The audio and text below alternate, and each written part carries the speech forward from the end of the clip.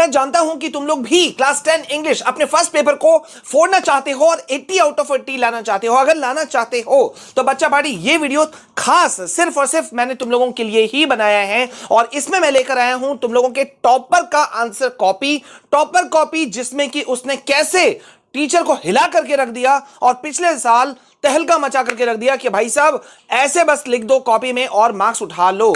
तो भाई यहां पे मैं इस वक्त तुमको लेकर आ गया हूं बहुत ही इंपॉर्टेंट वीडियो। मैं चाहता हूं यहीं पर अपने क्लास 10 इंग्लिश को अगर तुम फोड़ना चाहते हो ना, जल्दी से इस वीडियो को एंड तक देखना पूरा, भले ही थोड़े स्पीड से देख लो लेकिन एंड तक देखना। वीडियो को लाइक नहीं किया है जल्दी से भी लाइक कर दो, कमेंट सेक्शन में लिख देना बोर्ड को फोड़ेंगे, और अगर चैनल में पहली बार आए हो तो सब्सक्राइब कर लो, बेल आइकन प्रेस करो ताकि मैं वीडियो अब डालने वाला हूं हर 1-1.5 घंटे में वीडियो आएगा। हालांकि अभी थोड़ा मेरा तबीयत खराब है, पूरा स्वेलिंग है, पेन किलर खा करके मैं कर रहा हूं, इस वजह से कुछ वीडियोस भी फंस गए, लेकिन चिंता नहीं है। अब तुम देख सकते हो भाई साहब यहां पे मैं तुमको दिखाना चाहता हूं कि आखिरकार टॉपर ने कैसे मार्क्स को उठाया। तो अगर तुम देखना चाहते हो तो भाई यहां पे मैं कुछ हिडन चीजें भी दिखाने वाला हूं जो कोई नहीं तुमको दिखाएगा। तो सीधा तुम टॉपर का कॉपी देखो और देखो बच्चे ने कैसे शुरू किया। इस बच्चे ने शुरू किया सेक्शन ए से, रीडिंग स्किल किस तरह से अंडरलाइन किया है, छोटी छोटी बातों को हम लोग अभी डिस्कस करेंगे सिर्फ 6-7 मिनट के वीडियो के अंदर में। देखो यहां पे किस तरह से आंसर लिखना शुरू किया है इस बच्चे ने। और मैं तुमको एक चीज जूम करके दिखाना चाहता हूं कि टॉपर का आंसर शीट जब भी सीबीएसई रिलीज करती है तो उसे वो छुपा देती है। मुझे नहीं मालूम कि तुमको दिख रहा है या नहीं दिख रहा है, लेकिन अगर दिख रहा है तो यहां ठीक से देखो, यहां सीधा सीधा लिखा हुआ है ये है 10 मार्क्स, मतलब 10 आउट ऑफ 10 इस जगह पे इस बच्चे को मिला है यहां पर। तो मतलब समझ सकते हो कि मार्क्स स्कोर करना इतना भी मुश्किल नहीं है जितना कि कहा जाता है। अब जरा यहां गौर करो, मैं स्टार्टिंग करूंगा कि भाई साहब इस बच्चे ने शुरू किया सेक्शन ए को, जब लिखना शुरू किया रीडिंग स्किल को, तो कैसे इसने अंडरलाइन किया। राइटिंग की खूबसूरती देखो किस तरह से इसने शुरू किया, ए बी पॉइंट्स में आंसर किस तरह से ये बच्चा दे रहा है। और इसका नतीजा ये है कि कहीं पर भी इस बच्चे के मार्क्स नहीं कट रहे हैं, पूरे मार्क्स मिल रहे हैं। और अभी तो नीचे और चमत्कार है, उसे भी देखना। अब यहां देखो कि जब ये अपना नेक्स्ट आंसर लिखता है या लिखती है, ठीक है, तो यहां पे गौर कर रहे हो कि इंपॉर्टेंट वर्ड जो मैं हमेशा कहता हूं कि अंडरलाइन होना चाहिए। मैं खुद कॉपी चेकिंग करता हूं सीबीएसई का, तो भाई मैं भी यहां पे नोटिस करता हूं कि भाई साहब बच्चे हमें बताएं कि वो किस वर्ड को इंपॉर्टेंट कीवर्ड मान रहे हैं और कीवर्ड को अंडरलाइन कर रहे हैं कि नहीं कर रहे हैं। तो तुम देख सकते हो यहां पर इस स्टूडेंट ने यहां पे इसको अंडरलाइन किया है, इसको अंडरलाइन किया है, इसको अंडरलाइन किया है। तो इससे होता क्या है कि टीचर को डायरेक्ट पता चल जाता है कि बच्चा जो है, स्टूडेंट जो है, वो यहां पे दबाव डालना चाह रहा है, दिखाना चाह रहा है कि सर आप देखो मुझे वर्ड मालूम है, नंबर 2 मुझे, मतलब छीन के नंबर ले रहा है स्टूडेंट अपने टीचर से, और ये जेन्युइन बात बनता है। अब नीचे इसके जाते जाओ, हैंडराइटिंग भी देखो, गैपिंग देखो किस तरह से ये बच्चा अपना एक कॉपी में किस तरह से गैप कर रहा है और किस तरह से आंसर दे रहा है। हालांकि मुझे एक स्ट्राइक किया। अब तुम लोग बताना इसमें स्ट्राइक क्या किया नहीं किया। अगर तुमने अभी तक नोटिस कर लिया है तो बताओ, नहीं किया तो मैं बिना टाइम वेस्ट किए बता देता हूं। मैंने एक बड़ा अजीब सा चीज नोटिस किया, लेकिन कहते हैं ना कि भाई जब किस्मत मेहरबान होती है तो 100 खून माफ हो जाते हैं। तो यहां पे गौर करो, मैंने एक चीज नोटिस किया, जब ये स्टूडेंट अपना आंसर दे रहा है तो इसने यहां लिखा आंसर नंबर 8, 7, देख रहे हो, लेकिन जैसे आंसर नंबर 2, लेकिन ये 7 के ऊपर में भी यहां भी इसने आंसर 7 लिखा, यहां भी आंसर 8 लिखा, यहां भी आंसर 2, मतलब आंसर 8 यहां भी लिख रहा है, यहां भी लिख रहा है, यहां भी लिख रहा है, यहां भी लिख रहा है, यहां भी लिख रहा है, यहां भी लिख रहा है। लेकिन टीचर ने इसके 100 खून माफ कर दिए। मुझे लगता है इसके हैंडराइटिंग को देख करके या इसके नीट एंड क्लीन बिहेवियर को देख करके कि किस तरह से इसने सजा करके कॉपी में लिखा है।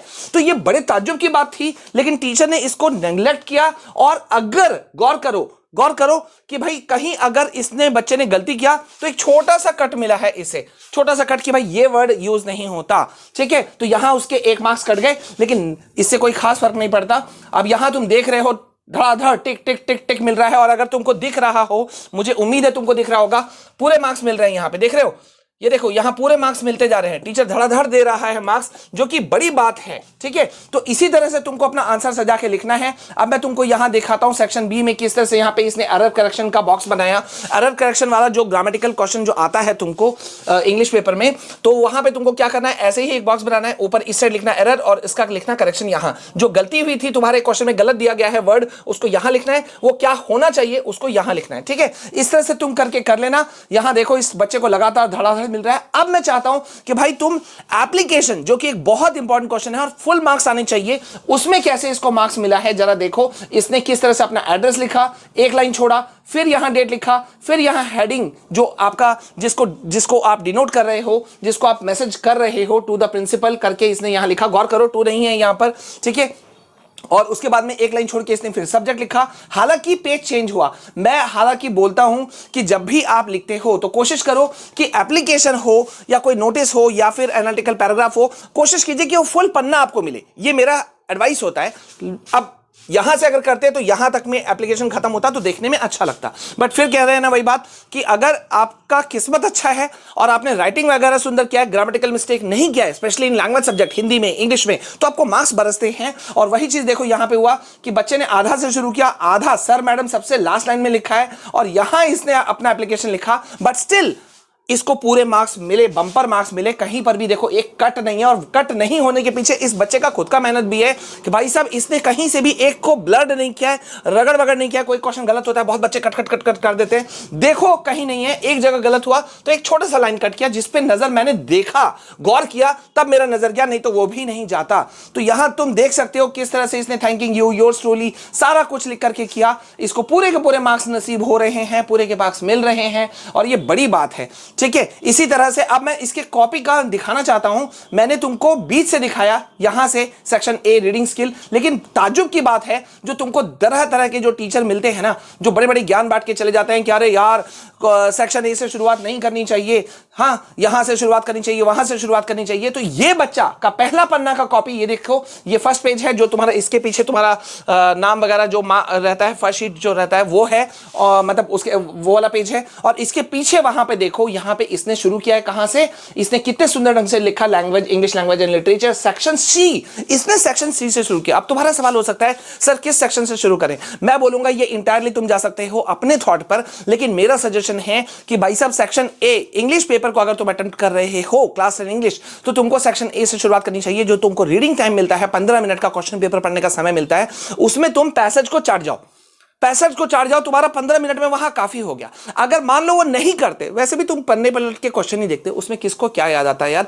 इसलिए बेहतर क्या है, तुम सीधा का सीधा सेक्शन ए का अनसीन पैसेज को पढ़ लो। क्वेश्चन पेपर रीडिंग 15 मिनट जो मिल रहा है उसमें तुमने कवर कर लिया, पहले क्वेश्चन पढ़ लिया, फिर पैसेज को पढ़ लिया, जहां इंपॉर्टेंट पॉइंट है छोटा सा पेंसिल अंडरलाइन किया, ताकि बहुत सारे टीचरों को पसंद नहीं आता है यार, जो कॉपी एग्जाम चेकर होते हैं, एग्जामिनर हॉल में रहते हैं, एग्जामिनेशन हॉल में, वो थोड़े कई बार सख्त भी होते हैं। तो ज्यादा बड़ा पेंसिल लाइन से मत खींचना, थोड़ा सा खींचना, ताकि वो सिर्फ तुमको विजिबल हो। कहीं तुमको आंसर मिल जाए कि आंसर नंबर 2 जो है वो इस लाइन पर है, तो वहां 2 करके छोटा सा घेर दो।